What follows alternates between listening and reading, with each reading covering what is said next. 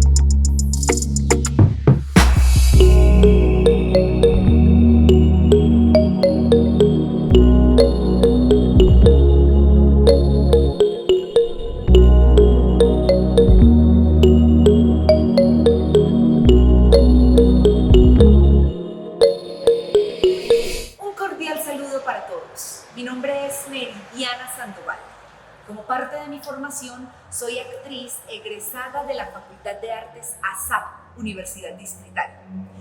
He sido profesora del área de teatro de la Casa de la Cultura de Chía por casi una década. Al principio, dictando talleres libres, taller de expresión corporal, taller de actuación, taller de teatro, taller de danza-teatro, y desde el área de teatro también con impacto hacia el área de música, trabajando con cantantes y músicos en teatro musical. Esta crónica audiovisual se concibió en el marco del confinamiento por pandemia. Un día estábamos viendo fotos y videos, y en especial y en concreto nos fijamos en un video realizado en el año 2014 con un grupo de estudiantes que en la clase de expresión corporal estaban trabajando la toma de conciencia del cuerpo a través de una secuencia de danza contemporánea. Aquí vale la pena hacer un paréntesis para contextualizar que precisamente en el año 2014, bajo la gestión de la entonces directora Patricia Triviño, se legisló el acuerdo número 55, a través del cual se creó la EFAC, Escuela de Formación Artística y Cultural del municipio de Chía, en sus dos líneas, en su línea informal, con los talleres libres y grupos representativos, y en su línea formal con los programas académicos. Concretamente, en nuestro caso, el programa académico de artes escénicas con énfasis en actuación. Muy bien, retomando el video, cabe destacar que este grupo de estudiantes venía de un proceso muy sólido desde el año 2012. Y si bien en esa época todavía no habían comenzado las actividades de manera oficial de la escuela formal, también cabe anotar que gracias al trabajo en equipo de los profesores, gracias al ímpetu, a la convicción, se había creado un proceso muy sólido, con muchísimo rigor académico.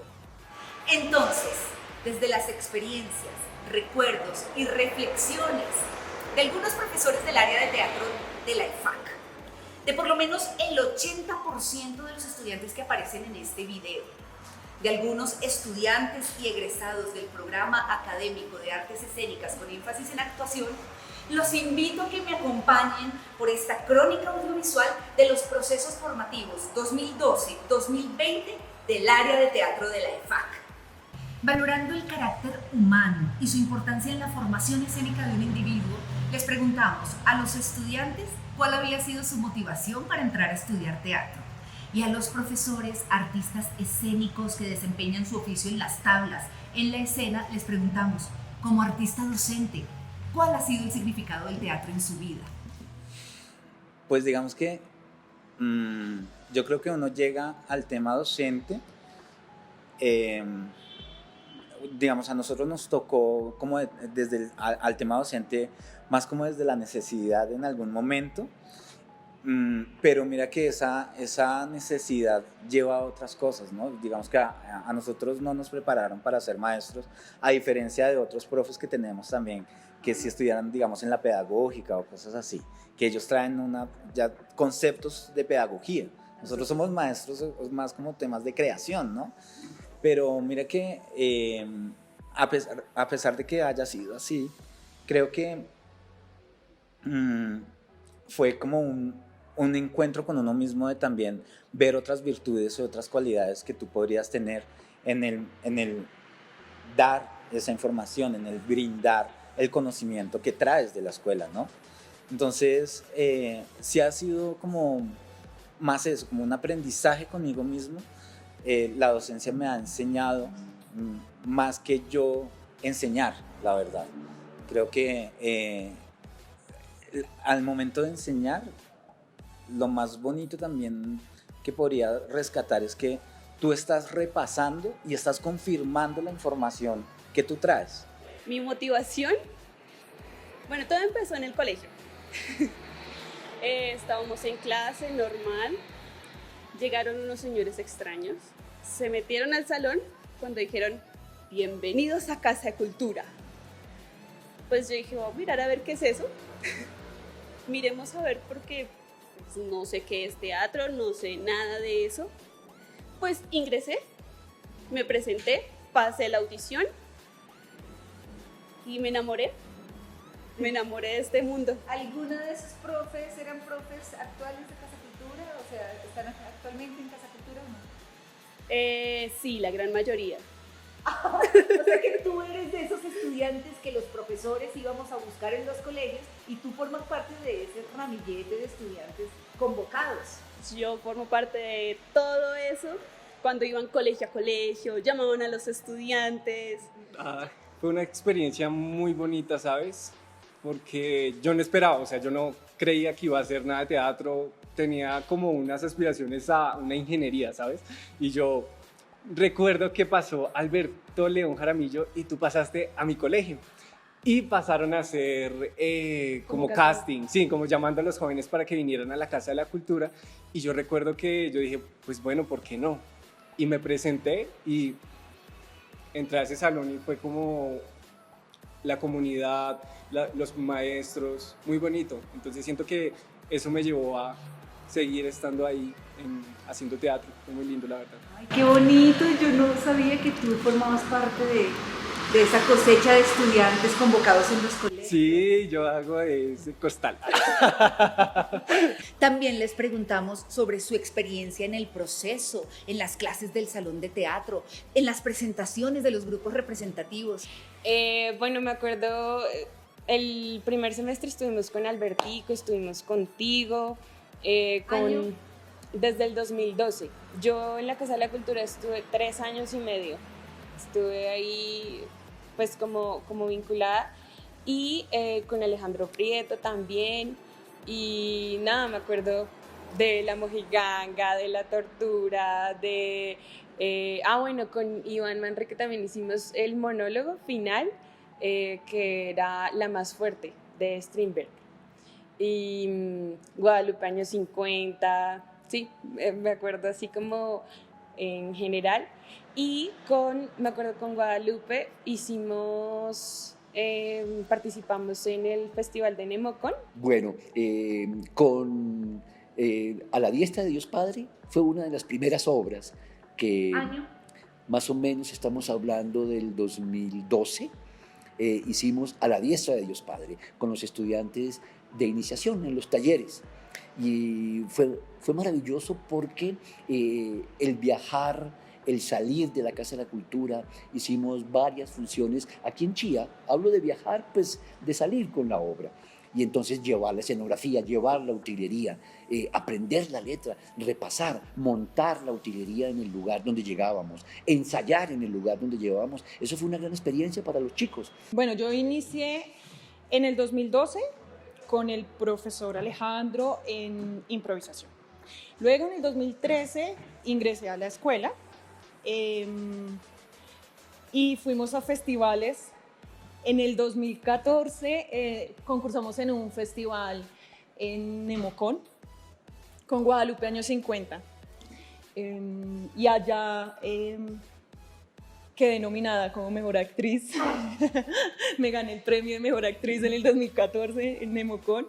Al año siguiente con el monólogo también quedé nominada a mejor actriz. ¿Por qué estuviste de nuevo En Nemocon. ¿Con qué monólogo? Diatriba de amor contra un hombre sentado.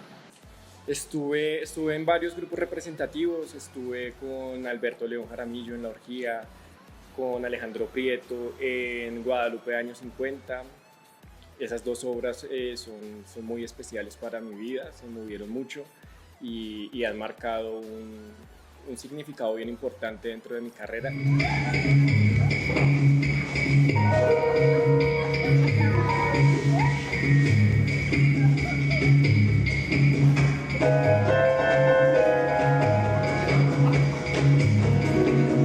Hicimos un montaje contigo que era Danza Teatro, La Tortura, una adaptación que hiciste de Enrique Buenaventura.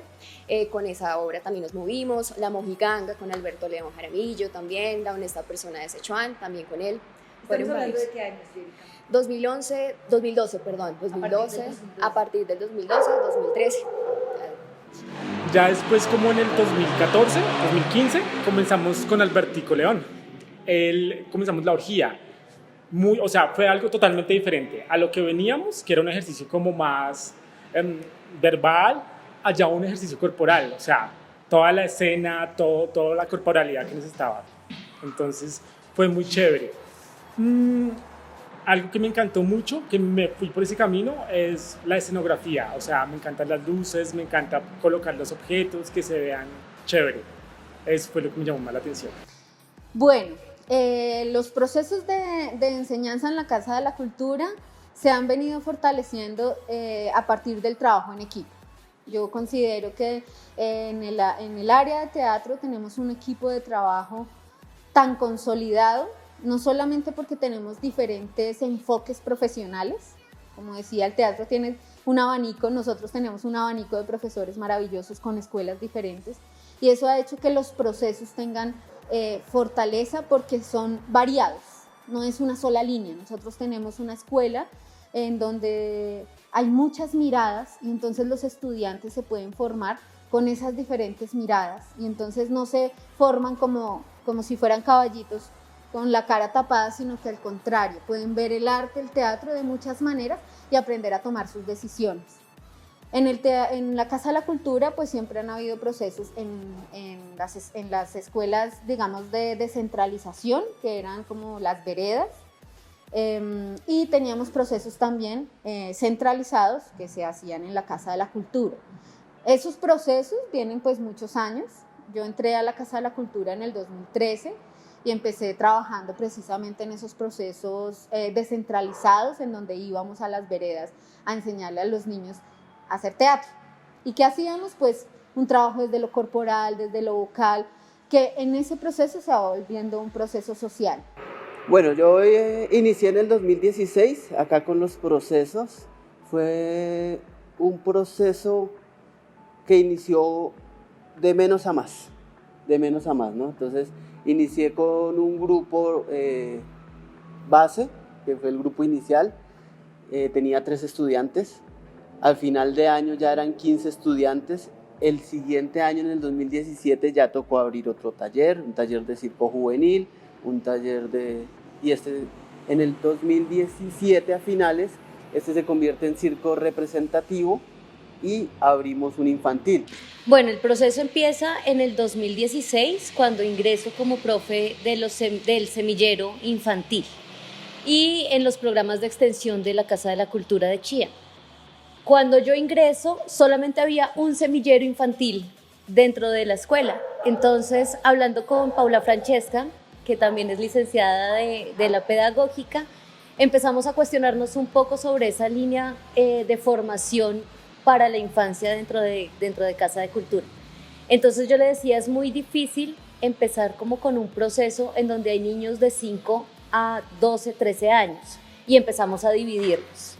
Ya para el 2019 ya teníamos 3 grupos. Estaba Semillero Infantil A, que era para niños muy pequeños, Semillero Infantil B, que era para los niños más o menos de 8, 9, 10 años, y había un prejuvenil que era para ya los chicos que están como en ese limbo entre ser niños y ser jóvenes. Entonces se fue creando así como esa línea de formación y el año pasado tuve la oportunidad de ser la directora del grupo representativo infantil, que eran todos los chicos que habían hecho el proceso desde el 2016 hasta el 2019 conmigo. Y si bien siempre ha habido estudiantes en el área de teatro, sin embargo, también ha habido la necesidad del cuerpo docente de salir a los colegios públicos del municipio a difundir, a promocionar la oferta de talleres del área de teatro.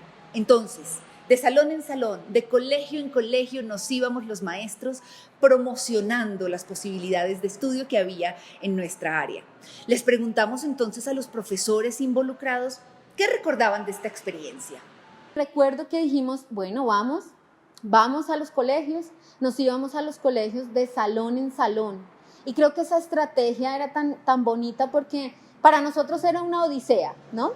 Pero también era una odisea en donde podíamos ir a ver las realidades en donde estaban estos chicos. Nosotros a veces entrábamos a salones con 40, 50 chicos en unos salones oscuros y decíamos, aquí ellos necesitan teatro.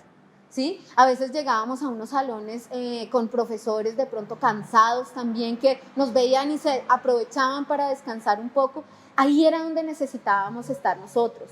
Entonces esa dinámica de ir a la población y hablarle directamente, invitarlo directamente nos funcionó mucho porque pudimos conformar los grupos y gracias a esas estrategias pudimos invitar a muchas personas, especialmente a los jóvenes, a que conocieran estas posibilidades que tenían en el teatro y eso nos consolidó un poco más como área. Fue una estrategia muy bonita, fue una estrategia que además nos funcionó mucho porque prácticamente cada uno ensayaba su papel y cuando llegábamos a las aulas de clase, al frente de los estudiantes, pues reuníamos todos los papeles y hacíamos una pequeña obra, pero eso sí, con toda la pasión y con toda la energía para llevarles a los chicos la Casa de la Cultura y para llevarles el teatro y salían muchos estudiantes, ¿no es cierto? Nos inventamos una circular donde le decíamos al estudiante, nos dimos cuenta que cuando íbamos y simplemente le decíamos a los estudiantes inscríbete, ellos no llevaban la razón a la casa, no iban porque ellos se les olvidaba, ¿no? Salían a jugar y después no se acordaban. Entonces, ¿qué dijimos? Pues démosles un bono, una circular, y entonces dijimos, con esta circular es tu cupo para la inscripción. Es entonces que con la resolución 3976 de diciembre del 2015 se registró el Programa Académico de Artes Escénicas con énfasis en actuación, avalado por el decreto 4904 de diciembre del 2009, el cual fomenta la educación para el trabajo y el desarrollo humano y hace parte del servicio público educativo. Estoy de acuerdo con el decreto 4904 del 16 de diciembre, que pues bueno, sin ese decreto creo que no sería posible estudiar en la escuela formal que hacemos hoy. Y el tipo de entretenimiento que damos en el municipio es muy enriquecedor para nuestra cultura.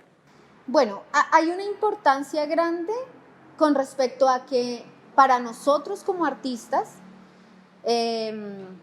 podamos ver esta profesión como una profesión válida para la sociedad, válida para los jóvenes que quieran hacer de esto su propia vida y vivir de esto y vivir bien. Entonces, como está el decreto hacia el desarrollo y el trabajo humano, eso es para que la gente trabaje. Ese decreto está hecho para que la gente salga a trabajar, es decir, los jóvenes estudien un técnico o unas carreras cortas donde se les enseñe algo y salgan a trabajar. Entonces, de alguna manera la importancia de eso para nosotros en el arte es que damos validad a que nuestra profesión se puede llevar a ese mundo laboral. No es solamente para artes, obviamente, sino es para todos, digamos, varias disciplinas y todo el cuento. Yo creo que fue un cabezazo muy bien pensado de parte de la administración de ese momento, que la tenía Patricia Triviño. Y hay que nombrarla porque fue así, claro. O sea, es la realidad. ¿Por qué? Ella escucha la necesidad que nosotros proponemos o discutimos, diciéndole, queremos formar a los chicos de una manera formal, valga la redundancia, ¿sí? O sea, que ellos puedan tener un cartón, que podamos certificarlos. Entonces se busca también con Tatiana Rentería, que también hay que nombrarla, porque ella estuvo en todo ese proceso. Ellas empezaron a buscar cuáles eran las estrategias, los métodos como organizativos, administrativos, para poder hacer eso. Y encontraron entonces esta ley que decía, bueno, pues por aquí puede ser, podemos brindar sí unas certificaciones, podemos certificar el estudio, prácticamente podemos hacer que los chicos tengan formalmente un título que representa lo que han estudiado. Se institucionalizó lo que se venía trabajando de manera informal, porque la Casa de la Cultura tenía y tiene una gran tradición en cuanto a la formación en diversas artes. Una de ellas, las artes escénicas y específicamente el teatro. Pero se venía trabajando de manera informal. El curso o el grupo de teatro, pero no se venía proyectando algo a futuro, hacia brindarle a esos estudiantes que se venían formando un horizonte laboral que les permitiera trabajar, pero a la vez formarse con rigor. Entonces, este acuerdo nos dio las herramientas para formalizar esa formación, valga la redundancia, que se venía dando de manera informal y comenzar una nueva etapa. Lo que ya se venía trabajando y estos programas académicos en arte y cultura.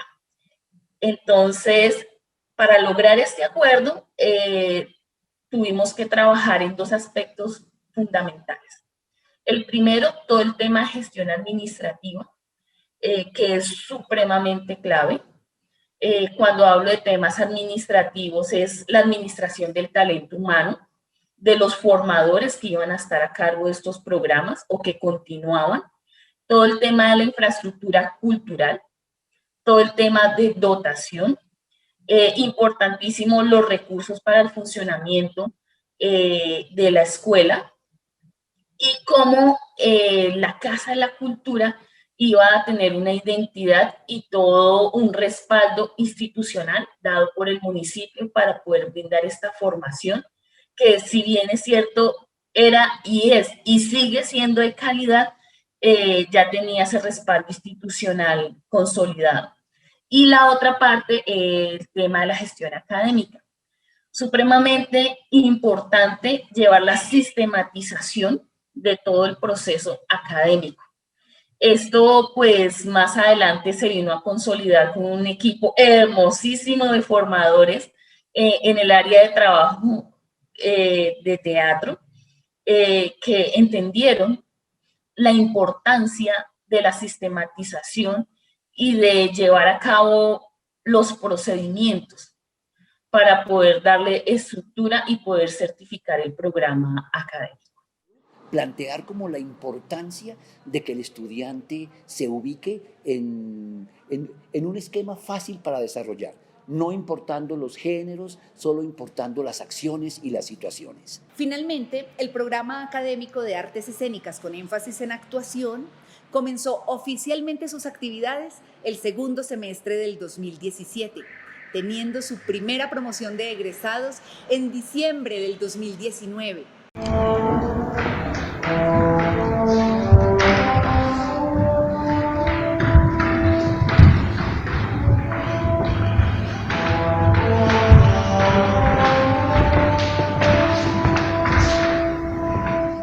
Es como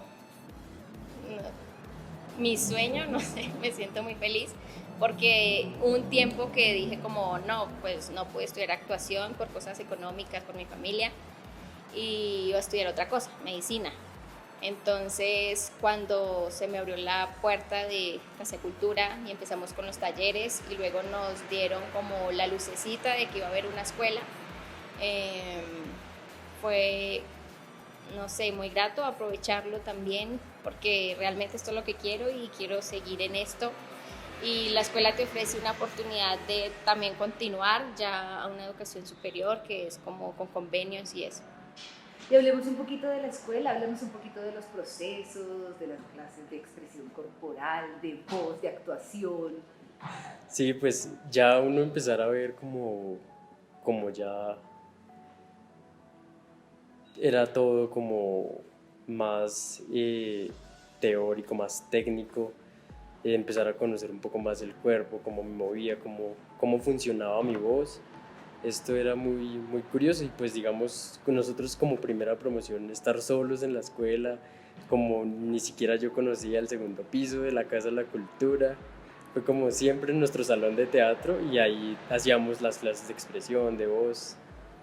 Pablo, y luego empezar a ver cómo se fueron llenando los grupos, segundo, tercero, y cómo ustedes empezaron a ser como los hermanos mayores de todos estos. Claro, era una gran pues responsabilidad de algún modo y pues siempre como pues no había un referente adelante como bueno, ya vamos a ver monólogos, pero no hay quien los haya hecho, tenemos que hacerlos nosotros y empezar como a explorar cómo se hacía esto y pues obviamente pues encaminado en el pensum que traen los maestros y pues nosotros como pioneros ahí como en nuestro laboratorio.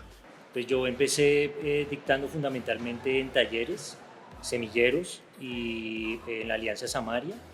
Me di cuenta allí que esos procesos son importantísimos para eventualmente fortalecer los procesos de la escuela formal. Allí se genera como una semilla, ¿sí? Valga la redundancia con el semillero, para estos procesos más profesionales, más formales. Posteriormente soy el profesor de voz de la escuela, asumo allí segundo, tercero y cuarto, planteo una serie de ejercicios de improvisación, técnicos para la voz, para la articulación, para el trabajo de texto y actualmente soy profesor de voz para la escena 3, voz para la escena 4 y actuación 4. Eso. Y bueno, también está en este proceso, ¿no? Combinando estas cosas de improvisación y técnica para la voz y en actuación son monólogos, planteando mi experiencia en la construcción y elaboración de monólogos. Para mí, desde mi condición como una persona con discapacidad, fue muy interesante, pues porque los profesores lograron acoplar un entrenamiento para mí desde lo físico y desde lo visual. Esto me permitió adquirir herramientas para explicar no solo con mi cuerpo, sino a través de mi palabra. Como yo, viendo los cuerpos de mis compañeros, lograba entender cómo explicar esos movimientos o esas cosas. Y es muy interesante que el teatro tenga fundamentos fisioterapéuticos. De manera inconsciente los tiene. Muchas veces mis profesores expresaban como el miedo, ¿sí puedes hacer esto? Y sí podía porque era algo fisioterapéutico para mí. O sea, me ayudó también no solo a nivel artístico, sino físico, de rehabilitación. Y llegó el 2020 y con él se desestructuraron todos los cánones y los profesores de teatro, de actuación, de expresión corporal, de movimiento. Nos vimos frente al gran reto de tener que replantear nuestro trabajo. Personalmente conté con la fortuna de estudiar a distancia una maestría en teatro y esto me ayudó a abordar los procesos de la escuela formal. Sin embargo, no dejamos de cuestionarnos. Por ejemplo, con las habilidades concernientes a los procesos de comunicación. Les preguntamos entonces a los profesores, ¿cómo abordaban la dirección de los ejercicios escénicos de la escuela formal? Antes de contestarte eso, voy a hacer una confesión y es que yo no creía en la educación virtual para el teatro, para las artes escénicas, me parecía imposible. Ya después cuando me toca a mí el lugar de, bueno, vamos a enseñar, pues hay que buscar estrategias pedagógicas y metodológicas así, de ya para allá. Entonces, la comunicación directamente para la dirección va aprovechándome de los medios y de las herramientas actuales, ¿no? Lo que nos propone la tecnología. Entonces empecé, pues, lo que hago es que a los estudiantes se les dan las herramientas en clase, yo sigo con un entrenamiento dirigido, yo hago el entrenamiento en mi casa mientras ellos lo están haciendo y al mismo tiempo estoy mirando, grabo las clases para poder tener material, para poder ver a cada estudiante Y la metodología en mis clases es que ellos graban los ejercicios, yo los miro, hago correcciones y en la clase vuelven a presentarlos con las correcciones dadas. Entonces es esa comunicación de tú me das, yo te doy, porque definitivamente el proceso virtual solo tiene éxito si hay esa entrega por parte del estudiante y evidentemente por parte del docente. Es muy complicado, ¿no? Es difícil. Por fortuna yo tengo, y también es como una ventaja, ¿no? Considero yo, tengo grupos que ya han sido formados, que me conocen y los conozco, y eso ayuda también a la comunicación con el estudiante, saben qué les quiero solicitar, más o menos me entienden. Sin embargo, yo intento vincular como esa energía que también propongo en lo presencial, y eso afortunadamente se logra transmitir, ¿sí? En lo virtual. Entonces, y bueno, nada, también ser como muy concreto, muy preciso en las exigencias y en las tareas y en las formas como se asumen los contenidos, ¿cierto? Preguntas muy concretas, por ejemplo, en los monólogos, ¿sí? Con las preguntas situacionales, muy concreto, ¿no? ¿Cuál es el objetivo del personaje y qué se debe hacer? Y también adaptar todo esto, toda esta expresividad en el plano de cámara, ¿cierto? De alguna manera también eso se presenta como una ventaja, ¿no? Y para el monólogo, y bueno, unos monólogos que son un poco del encierro. Entonces, les hago también entender al estudiante que ahora el espacio es este cuadro de la cámara y debemos encerrarnos en este pequeño espacio y tratar de ser expresivos allí. Y ahí uno se da cuenta del trabajo de los lenguajes, ¿no? Ajá. Entonces nos toca abordar otros lenguajes. Claro, claro. Y entonces, por ejemplo, ya la proyección de voz pues es importante, ¿sí? Porque eventualmente, posiblemente volvamos a lo presencial, pero ahora ya hay otras cosas, ¿no? Más interpretación de texto, más articulación, más sinceridad, más acción en la palabra. Eso. Entonces también se fundamenta mucho en la lectura, en la interpretación, ¿cierto? En la lectura compartida de textos. Bueno, a mí me tiene sorprendida la manera en cómo ustedes los profes la abordaron, porque de pronto uno decía, no, teatro virtual, pero como así, terrible, antes de que supiéramos que pues de verdad nos iba a tocar hacerlo así, pero me ha encantado la manera en la que tomaron las instrucciones súper claras, súper concretas. Creo que el hecho de que estemos en pandemia no es una excusa para que sigamos creciendo como artistas. Y el hecho de que sea virtual tampoco es una excusa porque se puede seguir avanzando. Yo pienso que no debemos cerrarnos, tenemos que tener la mente abierta y estar dispuestos a los cambios porque el mundo viene cambiando constantemente. De pronto sean las clases del futuro.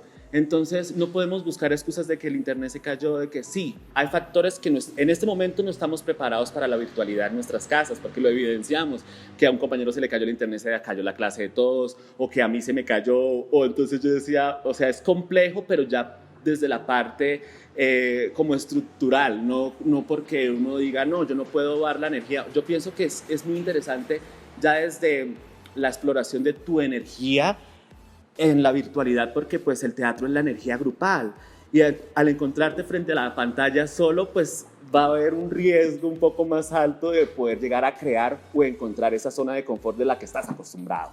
Entonces es chévere salirse precisamente de esa zona, explorar y ver las miles de posibilidades que hay para crear artísticamente. Los egresados estuvieron representando a Chía, a Colombia, en un festival en Perú. Por favor, cuéntanos de esa experiencia, por favor. Fue muy gratificante, además de que todo fue muy loco porque salió, nos postulamos casi a último momento y salió. ¿Eso fue este año? Antes sí, de que empezara la pandemia. A este año, antes de que empezara la pandemia, y fue toda una cuestión de gestión, de mirar cómo conseguíamos los recursos para irnos, y se logró, y llegar allá fue muy, muy nutrido para nuestra experiencia, no solo como personas, sino a nivel artístico, porque conocimos gente de Brasil, gente de Perú, de México.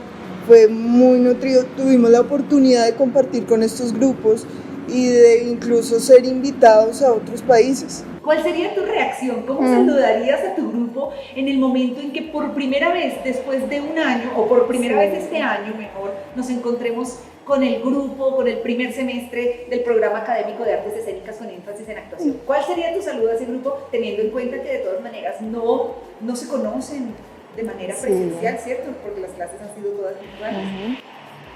No, ¿sería? Felicidad. ¿Qué les dirías? Hola muchachos, ¿cómo están? Ay, no. Ay, tú parecías más alto. ¿En serio eres así de chiquito? No. No, en la pantalla te ves súper diferente. Así sería.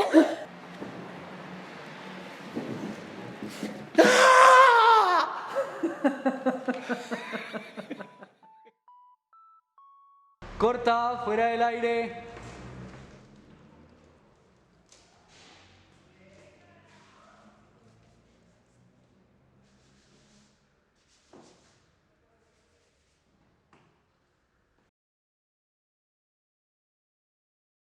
Visibilizamos el quehacer y la formación teatral y damos resonancia a casi una década, 2012-2020, en el área de teatro de la EFAC, ubicada en las instalaciones de la Casa de la Cultura Alberto Lleras Camargo. Es una manera de crear memoria e identidad y dar valor a los procesos de enseñanza-aprendizaje que allí se gestaron. Saludamos y agradecemos a los estudiantes, exestudiantes, egresados, profesores, a las familias por su apoyo, a las directivas, a los administrativos, a los espectadores de las funciones, presentaciones, festivales y a la comunidad en general por hacer posible que se dé en todos estos niveles la manifestación de las artes escénicas en el municipio. La primera clase de expresión corporal en tiempos de pandemia. Las puertas abiertas, ventanas abiertas, con la consigna de buscar el oxígeno apenas lo necesiten. En plena exploración del movimiento.